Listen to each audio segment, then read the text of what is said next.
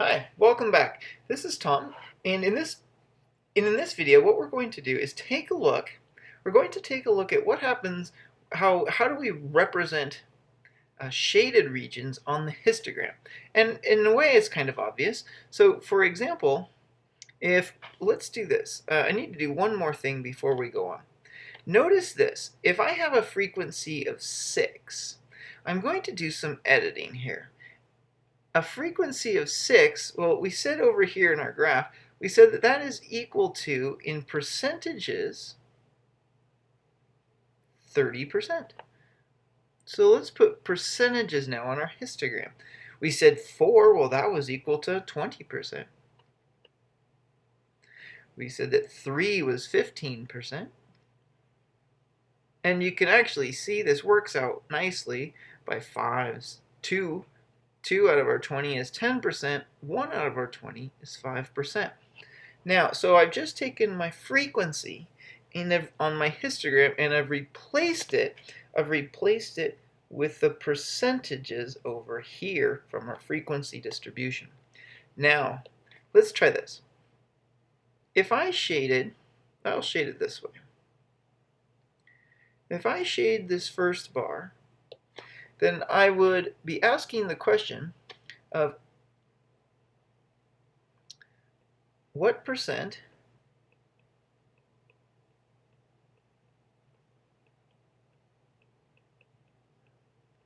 of the data is represented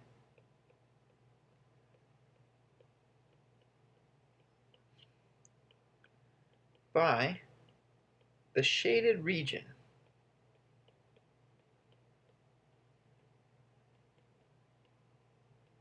Okay, well right now I've shaded the very first bar, and we already said that first bar represents 20%.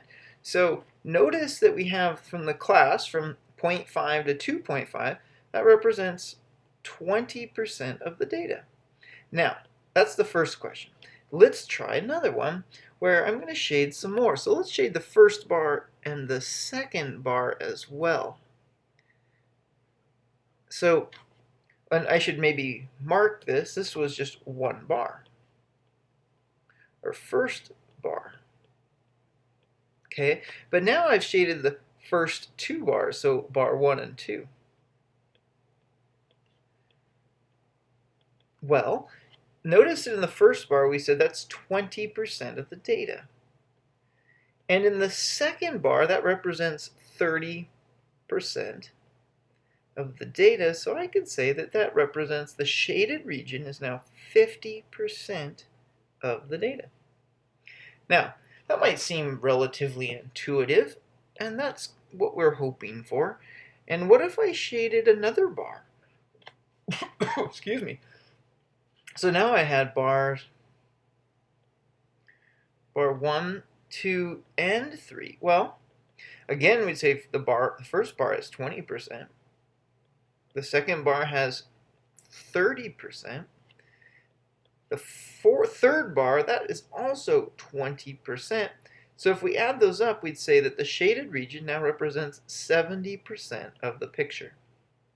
Okay, now what do you think happens? What if I shade all of the bars?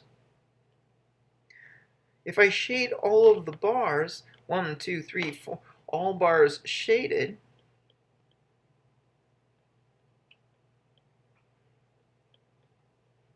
notice, well, that's going to be the 20% plus the 30% plus the 20%, and then I have two more 15%. If we add the entire picture being shaded, well, we'd say that that's 100% of the picture. Okay. Now, let's make this a little bit more. See what else we can do with this. So I'm going to erase my shading here, and let's try another one. Let's try maybe some light green. What if I just shaded this last bar here? What if I just shaded this last bar? Okay, well, notice though, that's the, oh, actually, yeah, let's do that. Let's shade the last two bars. Well, believe it or not, you don't have to work too hard, because if you look at your frequency distribution, or right here at the histogram, you can see that each of those bars represent 15%. So when you say that we have bar 4 and 5 are shaded, well, that's 15% plus 15%. So you could say that that represents 30% of our data. Now, let's try another question. So remember what a percentile is. A percentile represents, if a number has a percentile ranking, it means that it's at or above that percentage of the data. So, using that, let's do percentile rankings.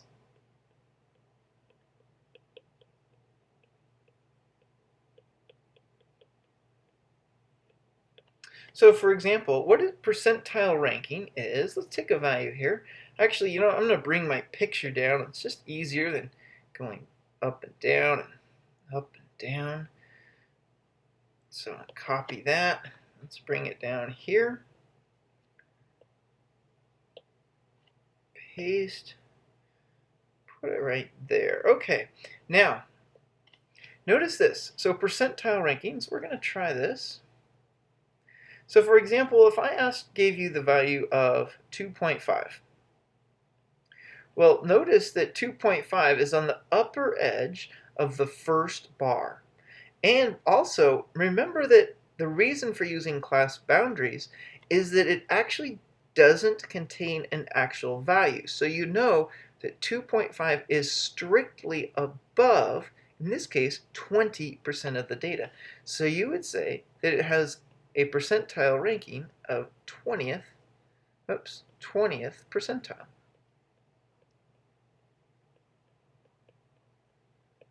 If I try, we could do each one of these. For example, if I look at 4.5, well, it's above the first 20% plus the next 30. So we would say this represents the 50th percentile of our data.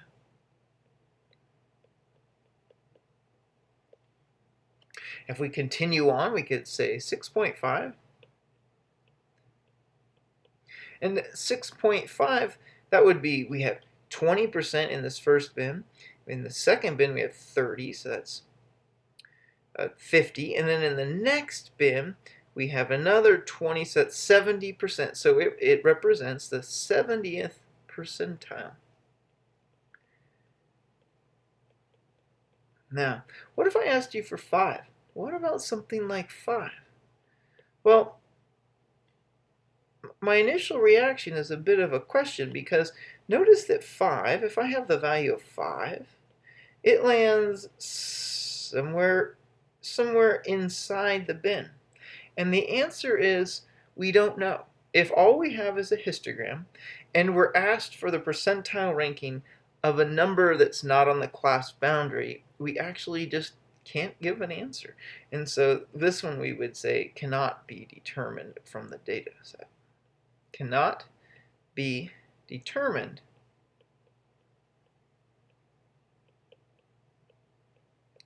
from the data set, or from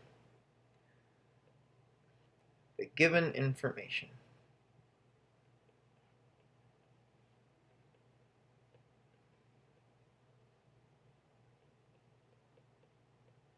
There.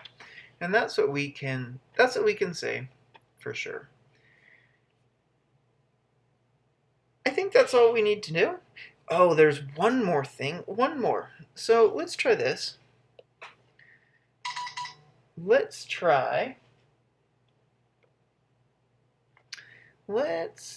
copy. No, I don't want that one. I want a different one. Let's take this picture here.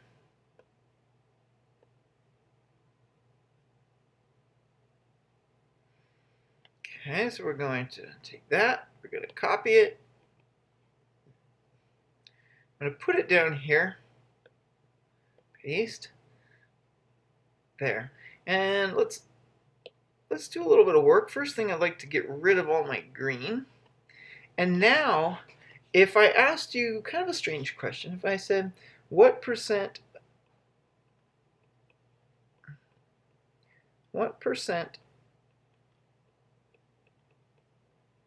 of the data is represented by the shaded region?